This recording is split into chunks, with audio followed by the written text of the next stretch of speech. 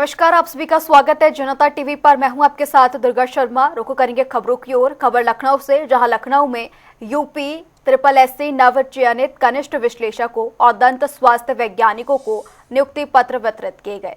जहां मुख्यमंत्री योगी आदित्यनाथ ने शिरकत की, वहीं सीएम ने यूपी SSSC के तहत चयनित अभ्यर्थियों को नियुक्ति पत्र वितरित किए।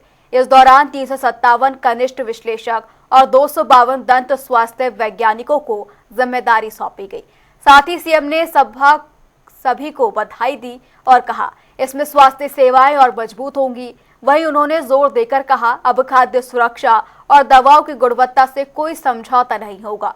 जन स्वास्थ्य के साथ खिलवाड़ करने वालों पर सख्त कार्रवाई सुनिश्चित की जाएगी।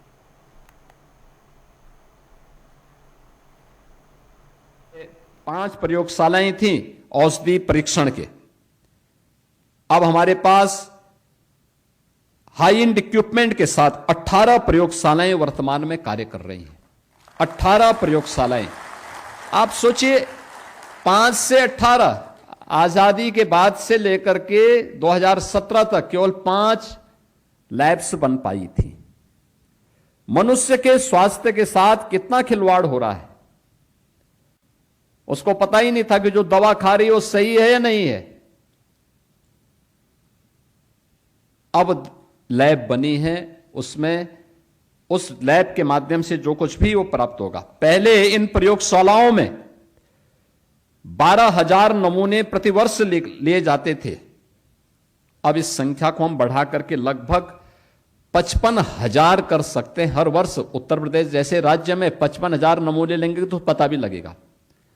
12,000 में क्या होता था, अब 55,000 के माध्यम से पता लगेगा कि ये दवाइयां जो हॉस्पिटल्स में, प्राइवेट हो या गवर्नमेंट हॉस्पिटल्स में जो खरीदी जा रही हैं या वहां पे कहीं भी बेची जा रही हैं या कहीं मैंने उसकी प्रोडक्शन भी हो रहा है, उसकी क्वालिटी की जांच आज वहीं पे उसी मंडल में की जा सकती है और लोगों को आराम से, क्योंकि मिलावट जो जितनी भी डुप्लीकेट दवा आती थी, इन सब की जांच भी वहां पर हो सकती है। और इसी के लिए आज मुझे बताते हुए प्रसन्नता है कि 357 जो एनालिस्ट हैं, इनकी भर्ती की प्रक्रिया संपन्न हुई है। अब तक ये संख्या मात्र 44 थी, अब 44 से बढ़कर के इनकी संख्या हो गई 401। तो स्वाभाविक रूप से 401 ज्यादा अच्छा काम परिणाम देंगे, काम भी देंगे। और यह एक महत्वपूर्ण भर्ती यहां पर संपन्न हुई है। ऐसे ही खाद्य सुरक्षा से जुड़े हुए जो 6 प्रयोगशालाएं पहले थी, आप पहले उसमें फूड एनालिस्ट की संख्या अभी तक केवल 58 ही है और हम लोगों ने इसके लिए 417 पद के लिए अधियाचन भेजा हुआ है, जो उत्तर प्रदेश लोक सेवा आयोग में चल रहा है। बहुत शीघ्र उनकी भर्ती की प्रक्रिया संपन्न होने जा रही है और उसमें उनको भी हम नियुक्ति पत्र ऐसे ही वितरित करेंगे। खाद्य सुरक्षा के सभी नमूने उपलब्ध हों। अभी तक केवल 6 लैब्स थी, अब 18 लैब्स हो गई हैं, जिसमें हम लोगों ने अच्छे इक्विपमेंट, सभी जो भी वहां पे खाद्य नमूनों की जांच करने के लिए आवश्यक थे, ये सभी उपलब्ध करवा दिए हैं। और अब कोई जन स्वास्थ्य के साथ नहीं खिलवाड़ कर पाएगा। ये लैब्स जो बनी है, ये सभी एनालिस्ट जब वहां पे भर्ती होकर के आ जाएंगे, जो नमूने अब तक केवल 36,000 नमूने प्रतिवर्ष लिए जाते थे, हम इनकी संख्या को बढ़ा करके 1,08,000 से अधिक प्रतिवर्ष ले सकते हैं। और प्रत्येक खाद्य सामग्री जो जनता के लिए परोसी जाएगी, उसकी क्वालिटी को सुनिश्चित कर पाएंगे।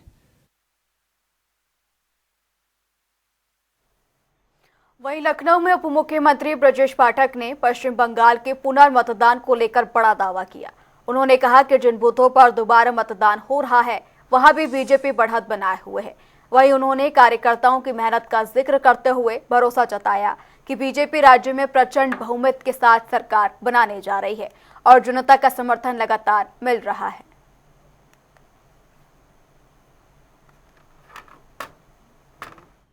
जो पुनर्मतदान हो रहा है कुछ पोल्स पे, वहाँ भी बीजेपी आगे बढ़ रही है। वहाँ लगातार हमारे कार्यकर्ता लगे हुए हैं। वहाँ से जो फोन कॉल्स आ रहे हैं, जो सूचनाएं प्राप्त हो रही हैं, बीजेपी सभी जगह प्रचंड बहुमत के साथ आ रही है। हाँ सर, राहुल गांधी महिला तो वंदन को राहुल लेकर गांधी के जी महिलाओं के प्रति जो व्यवहार कर रहे हैं, नारी शक्ति बंधन अधिनियम को रोक करके, पूरे देश की महिलाएं उन्हें कभी माफ नहीं करेंगी।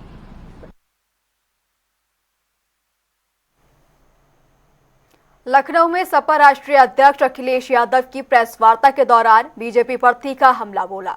उन्होंने आरोप लगाया कि बीजेपी सरकार महंगाई पर काबू पाने में पूरी तरह विफल रही है। अखिलेश ने कहा कि सरकार अपने करीबियों को मुनाफा कमाने का मौका दे रही है, जबकि आम जनता महंगाई की मार झेल रही है। साथ ही उन्होंने इसे जनता के साथ अन्याय बताते हुए सरकार को जिम्मेदार ठहराया। मैंने अभी आपसे कहा कि भारतीय जनता पार्टी झूठ की सोम पपड़ी बनाती है, एक परत के ऊपर दूसरी परत झूठ की चढ़ा देती है। और आप शायद रहे होंगे और आम लोग इस बात को महसूस कर रहे थे और जानते थे कि जैसे ही चुनाव खत्म होगा, मतदान होगा, उसके बाद महंगाई बढ़ जाएगी। डीजल, पेट्रोल और गैस की महंगाई से केवल उन चीजों की महंगाई नहीं बढ़ती है, बल्कि बड़े पैमाने पे हर चीज की महंगाई बढ़ना शुरू हो जाती है। इधर सुनने में आया कि हवाई जहाज की यात्रा भी महंगी होगी और कई एयरलाइंस ने मना कर दिया कि फ्यूल बहुत महंगा हो गया, इसलिए एयरलाइंस को उन रूट्स पे नहीं चला पाएंगे। ये महंगाई का ही असर है। खाना पीना महंगा होगा और इसके साथ साथ जब ट्रांसपोर्ट महंगा होगा तो हर चीज महंगी हो जाएगी। भारतीय जनता पार्टी ने कभी भी महंगाई को रोकने के लिए और अपने लोगों को ज्यादा मुनाफा कमाने के लिए नहीं रोका। और अगर भ्रष्टाचार पे रोकें, भ्रष्टाचार भी नहीं रोका और अपने लोगों को ज्यादा मुनाफा भी कमाने दे रहे हैं।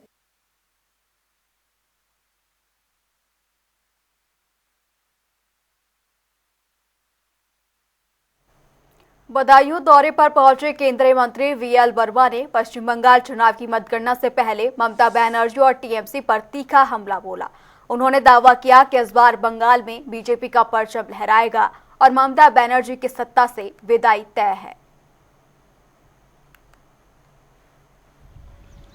देखिए, जिनकी भावना जैसी रहती है उनको वैसा दिखाई पड़ता है। मैं कहूँगा कि जिस तरह से पश्चिम बंगाल की जनता ने आदरणीय प्रधानमंत्री मोदी जी के नेतृत्व में आशीर्वाद देने का काम किया है, और पश्चिम बंगाल की जनता उस तानाशाही गुंडागर्दी की सरकार से अजीज आ गई थी और जिस तरह से वहाँ पर लोग परेशान थे उसको बदलना चाहते थे। और आज जब भाजपा के समर्थन में वहाँ वोटिंग हुआ है तो ममता जी को परेशानी हो रही है। मैं कहूँगा वो चाहे जितना परेशान हो, चाहे वो जितना ड्रामा करें, लेकिन चुनाव आयोग, सेंट्रल फोर्सेस या जो हमारा प्रशासन है वो अपना काम करेगा। और मुझे लगता है कि 4 तारीख को परिणाम जो आएगा वो भाजपा के पक्ष में आएगा और भाजपा की सरकार पश्चिम बंगाल में बनेगी। चलिए अब नजर डालेंगे एक बड़ी खबर की ओर। बड़ी जानकारी उससे आपको रूबरू करा दें। आजमगढ़ से यह बड़ी खबर, कैबिनेट मंत्री ओम प्रकाश राजभर का बड़ा बयान सामने आया है। स्मार्ट मीटर पर फिलहाल बदलाव नहीं होगा, ये बड़ी जानकारी। जनता को परेशान नहीं होने दिया जाएगा। मीटर गड़बड़ी की जांच के लिए समिति बनेगी। ये बड़ी टिप्पणी, रिपोर्ट आने तक यथास्थिति जारी रहेगी। जानकारी दे दें, नए मीटर को लेकर प्रदेश में लगातार विरोध प्रदर्शन देखने को मिल रहा था। उसके बाद कैबिनेट मंत्री ओम प्रकाश राजभर का ये बड़ा बयान, अभी यथास्थिति रहेगी। स्मार्ट मीटर में फिलहाल बदलाव नहीं किया जाएगा। उन्होंने कहा जनता को परेशान नहीं होने देंगे। मीटर गड़बड़ी की जांच के लिए एक समिति भी बनाई जाएगी। आजमगढ़ से ये बड़ी खबर, रिपोर्ट आने तक यथास्थिति ही रहेगी। कैबिनेट मंत्री ओम प्रकाश राजभर ने बड़ा बयान जारी किया है। जानकारी दे दें, स्मार्ट मीटर में फिलहाल बदलाव नहीं किया जाएगा, जनता को परेशान नहीं होने दिया जाएगा। कैबिनेट मंत्री ने ये बयान दिया है। मीटर गड़बड़ी के जांच के आदेश के लिए समिति बनाई जाएगी। बता दें, प्रदेश में स्मार्ट मीटर को लेकर लगातार विरोध प्रदर्शन देखने को मिल रहा था। अब कैबिनेट मंत्री ओम प्रकाश राजभर ने इस पर एक बड़ा बयान दिया है। माननीय के शर्मा जी जो ऊर्जा मंत्री हैं, आज के 15 दिन पहले ही उन्होंने आदेश जारी कर दिया है कि स्मार्ट मीटर को लेकर कोई अधिकारी कर्मचारी अगर किसी गांव के किसी व्यक्ति को तंग करता है तो परेशान होने की जरूरत नहीं है। उसको कह दीजिए कि हम बिजली जलाएंगे, जो करना है वो करें। स्पष्ट आदेश हो गया है कि स्मार्ट मीटर के संबंध में कोई किसी को परेशान नहीं करेगा। जैसे बिजली जल रही है, जैसे चल रहा है वैसे चलेगा। विपक्ष का भी आरोप है स्मार्ट मीटर के नाम पर आम उपभोक्ता का शोषण हो रहा है। अब विपक्ष को कोई काम तो है नहीं, दूसरा सही बात तो बताने की जरूरत नहीं है। विपक्ष जो कह रहा है उसके कहने के पहले ही सरकार ने संज्ञान में लिया, माननीय मुख्यमंत्री योगी आदित्यनाथ जी ने उसको संज्ञान में लिया, संज्ञान में लेकर के आदेश जारी करा दिया। जब आप समाजवादी पार्टी के सरकार में थे तो आपने कहा था कि स्मार्ट मीटर हवा से ही तेज चलता है, तेज भागता है। अब आप सरकार का हिस्सा है, अब आप पे क्या राय करेंगे? इसी नाते बंद कर दिया गया ना, स्मार्ट मीटर जो है बंद कर दिया गया और उस पर कोई जांच बैठा दी गई है कि ऐसा क्यों हो रहा है। आगरा और अन्य जिलों में लोग स्मार्ट मीटर को खाकर फेंक रहे हैं, कानून व्यवस्था से प्रभावित हो रहा है, इसलिए आप क्या? देखिए स्वाभाविक है, अभी उनके यहाँ तक संदेश नहीं होगा कि सरकार ने स्मार्ट मीटर बंद कर दिया है और एक खास तौर से विपक्षियों की साजिश है। गांव में जो समाजवादी पार्टी के लोग होंगे वही लोग अपना उखाड़ के फेंक रहे होंगे। ऊर्जा मंत्री कह रहे हैं कि जैसे कि स्मार्टफोन इस्तेमाल किया जाता है वैसे ही स्मार्ट मीटर इस्तेमाल करें, लेकिन स्मार्टफोन में हमें पता होता है कि क्या पैकेज है, मीटर में जनता को कुछ स्पष्ट नहीं है, इसमें क्या कहना है? मैं तो सही कह रहे हैं, जो AK शर्मा जी कह रहे हैं वो स्मार्ट मीटर को लेकर के पहले तो उसमें रोक लगा दी गई है। दूसरी चीज कि अब उसकी जांच हो रही है, जांच के बाद ऐसा गलती ऐसा फॉल्ट क्यों आया, जो उसकी जांच की रिपोर्ट आ जाती है तो फिर कार्रवाई होगी। जांच रिपोर्ट में देरी क्यों हो रही है? स्मार्ट मीटरों की गड़बड़ी की जांच की एक समिति बनाई गई थी, 10 दिन बाद भी रिपोर्ट क्यों नहीं आई है? क्या सरकार कुछ छुपाना चाह रही है? सरकार कुछ नहीं छुपाना चाहती है। जो कमेटी में बनाए गए हैं उनको और भी काम होंगे, जल्दी रिपोर्ट देंगे। ऊर्जा मंत्री ने कहा कि 1 किलोवाट और 2 किलोवाट वालों को राहत देने की बात कही है, लेकिन क्या ये पर्याप्त है? क्या आपकी पार्टी बड़े स्तर पर बिजली विभाग माफी या दरों में कमी लाने की सोच रही है? ठीक है, निश्चित। सहारनपुर में नारी शक्ति वंदन संशोधन अधिनियम के समर्थन में कार्यक्रम आयोजित किया गया, जहां पर भारतीय जनता पार्टी राष्ट्रीय महासचिव अरुण सिंह ने हिस्सा लिया और महिला आरक्षण पर बीजेपी का पक्ष रखा। उन्होंने कहा कि संविधान में 33% आरक्षण का प्रावधान है, लेकिन जब चुनाव में महिलाओं को 33% टिकट देने के सवाल पर प्रतिक्रिया दी। साथ ही उन्होंने कहा कि ऐसा करने से यूपी में कानून व्यवस्था पर असर पड़ सकता है।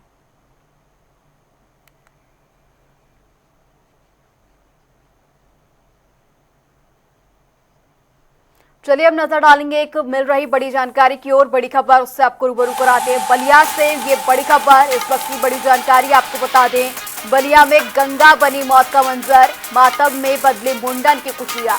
ये भयावह घटना आपको बता दें, स्नान के दौरान 4 युवक युवतियां डूबे। गहरे पानी में जाने से ये पूरा हादसा हुआ है। बलिया से ये बड़ी खबर, चीख पुकार घाट पर बची। यहाँ पर परिजनों का रो रो कर बुरा हाल है। जानकारी दे दे, पुलिस और SDRF ने रेस्क्यू अभियान शुरू कर दिया है। अभी तक 3 शव बरामद किए गए हैं, एक युवक अभी भी लापता है। जानकारी दे दे, गहरे पानी में डूबने से यह हादसा हुआ है। 4 लोग मौजूद थे जो कि नदी में डूबे। 3 लोगों का शव बरामद कर लिया गया है। बलिया में ये गंगा मौत का मंजर बनी।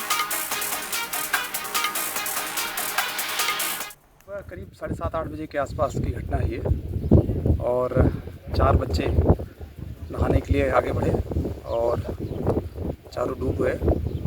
4 में से 3 की डेड बॉडी रिकवर कर ली गई, 1 की डेड बॉडी ढूंढी जा रही है। हम लोग घाट पे ही हैं। जो परिजन है, जो उनके माँ बाप हैं, उनसे भी हम लोगों ने बातचीत करी है। बताया ये गया है कि काफ़ी दूर तक आगे बढ़ गए बच्चे, कम से कम 15 मीटर तक तो कोई दिक्कत ही नहीं है और नावें भी लगी हुई है, लेकिन लगता है कि वो लोग बिना बताए और आगे बढ़ते गए और उसकी वजह से ये घटना हुई। इस घाट भी बहुत लंबा है, 4 से 5 किलोमीटर का लंबा एरिया है ये, और यहाँ कोई समस्या नहीं है। नावें भी काफ़ी संख्या में लगी हैं, करीब 2 दर्जन से अधिक नावें लगी हैं यहाँ, और कुल मिला के 100 लोग भी नहीं है यहाँ, भीड़ भी बिल्कुल नहीं है।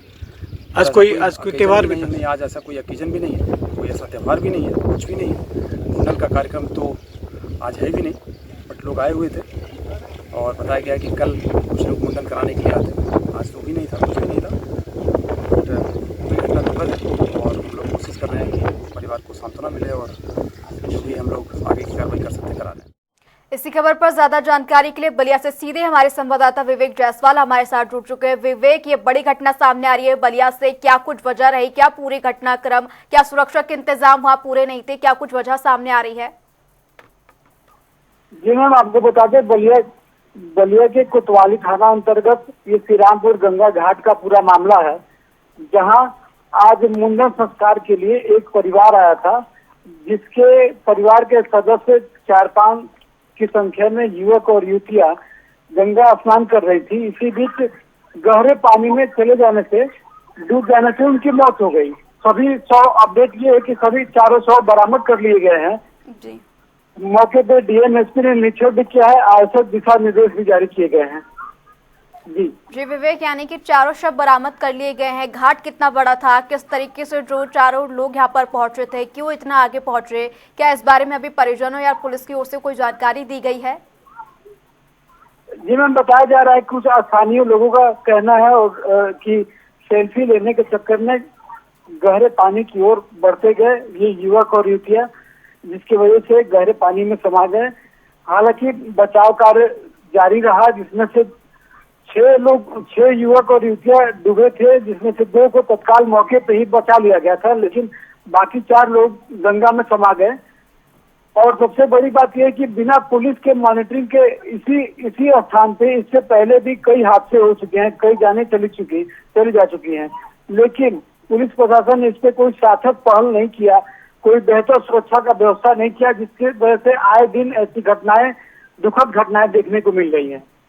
जी विवेक, बलिया में ये पहली घटना नहीं है, इससे पहले भी बलिया से कई ऐसी घटनाएं सामने आ चुकी है। अगर बात करें कब की ये घटना, सुबह या फिर देर शाम की, क्या यहाँ पर ज्यादा भीड़ थी, क्या यहाँ पर और भी ज्यादा लोग मौजूद थे? जी नहीं, ऐसा बलिया जिलाधिकारी का कहना है कि कोई बहुत बड़ा त्योहार नहीं था, केवल 2-4 परिवार मुंडन संस्कार के लिए आया था, जिसमें एक परिवार का ये दुखद घटना सामने आ गया है। हालांकि घाट बहुत बड़ा है और इसके लिए व्यवस्था भी करनी चाहिए, लेकिन आए दिन घटना होने के बाद भी जिला प्रशासन कोई ठोस व्यवस्था नहीं कर पाया, जिसकी वजह से ऐसी हादसाएं आए दिन होते रहे हैं।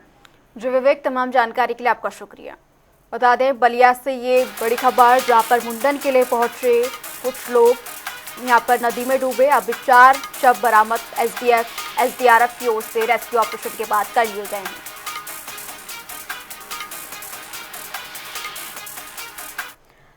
खबर सहारनपुर से, जहां सहारनपुर में एक महिला ने अपनी ही सहेली से चल रहे विवाद का बदला लेने के लिए उसके 14 साल के बेटे की हत्या कर दी। घटना के करीब 42 घंटे बाद किशोर का शव पूर्वी यमुना नहर से बरामद किया गया। वहीं पुलिस ने आरोपी महिला को गिरफ्तार कर लिया है। पूछताछ के दौरान आरोपी महिला ने शुरुआत में पुलिस को गुमराह करने की कोशिश की, हालांकि पूछताछ के दौरान महिला ने हत्या की बात कबूल कर ली।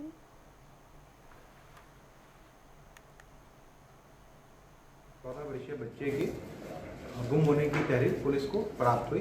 सूचना मिलते ही पुलिस ने तत्काल सुसंगत धाराओं में अभियोग पंजीकृत किया एवं श्रीमान एसएसपी महोदय के निर्देशानुसार श्रीमान CO-City 1 के निकट पर्यवेक्षण में बच्चे की खोजबीन शुरू कर दी। उसी क्रम में इन्वेस्टिगेशन के दौरान पुलिस के सामने एक CCTV फुटेज आई, जिसमें एक महिला उस बच्चे को ले जाती हुई दिख रही थी। पुलिस ने रेगुलरली उसको फॉलो किया, ह्यूमन इंटेलिजेंस से, टेक्निकल इंटेलिजेंस से, और अंततः पुलिस जो है अभियुक्ता तक पहुंच गई। अभियुक्ता का नाम है पूजा, पत्नी रवि, जो कि नुमाइश कैंप क्षेत्र की रहने वाली है, और वो जो बच्चा था उसकी फैमिली की वो वेल नोन थी।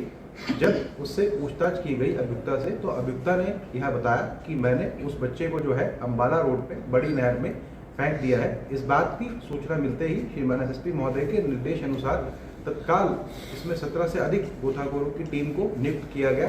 इसमें जनपद के अलग अलग थाने जिनसे भी वो नहर पास होती थी, जैसे कि कुतुबशेर, रामपुर मनिहारन, नरौता, सब थाना प्रभारियों को लगाकर बच्चे के सर्च एंड रेस्क्यू के लिए लगाया गया। इसमें इरिगेशन डिपार्टमेंट से बात करके भी नहर के पानी को कुछ समय के लिए रुकवाया गया, ताकि बच्चे की जो डेड बॉडी है, शव को जो है प्राप्त किया जा सके।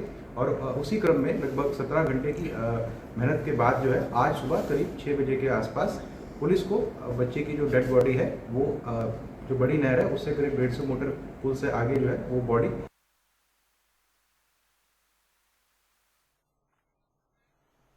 चलिए हम नजर डालेंगे 2 मिनट में 10 खबरों की ओर। मुजफ्फरनगर में दिखा तेज रफ्तार का कहर, ट्रैक्टर ट्रॉली ने बाइक को मारी टक्कर, हादसे में 3 लोगों की मौत, ट्रैक्टर चालक ट्रैक्टर छोड़कर फरार, मुख्यमंत्री योगी ने हादसे का लिया संज्ञान। कौशाम्बी में तालाब खुदाई के दौरान बड़ा हादसा, मिट्टी का टीला गिरने से मची अफरा तफरी, 7 साल की मासूम समेत 3 लोगों की मौत, कई लोग घायल, पुलिस प्रशासन ने मौके पर राहत बचाव कार्य किया शुरू। देवरिया में शिक्षक संघ का धरना प्रदर्शन जारी, एमएलसी ध्रुव कुमार त्रिपाठी ने शामिल होकर उठाई शिक्षकों की मांग, पुरानी पेंशन बहाली को बताया राष्ट्रीय स्तर का बड़ा मुद्दा। आगरा में छात्रों से बलात्कार मामले में पुलिस की मुठभेड़, मुख्य आरोपी कासिम उर्फ मिर्ची गिरफ्तार, दूसरा आरोपी संजय कुरैशी उर्फ पप्पू भी अभी फरार। बुलंदशहर में स्कॉर्पियो और मिनी ट्रक की भीषण टक्कर, हादसे में पूर्व ब्लॉक प्रमुख गौरव जादव और बेटा गंभीर रूप से घायल, दोनों को हायर सेंटर किया गया रेफर। कानपुर देहात के राजपुर में स्मार्ट मीटर को लेकर बवाल, महिलाओं ने बिजली विभाग के जेई के सामने मीटर उखाड़कर जताया विरोध, स्थिति बिगड़ने पर मौके पर पुलिस बल किया गया तैनात।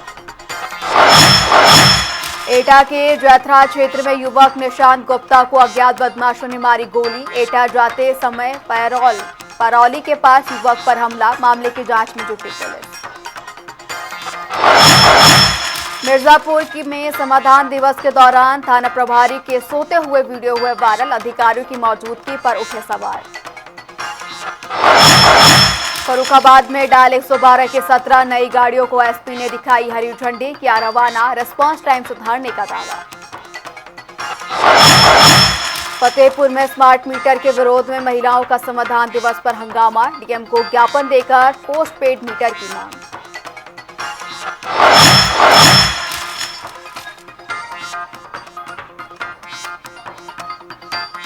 फिलहाल उत्तर प्रदेश की खबरों में इतना ही, रुकेंगे एक छोटे से ब्रेक के लिए।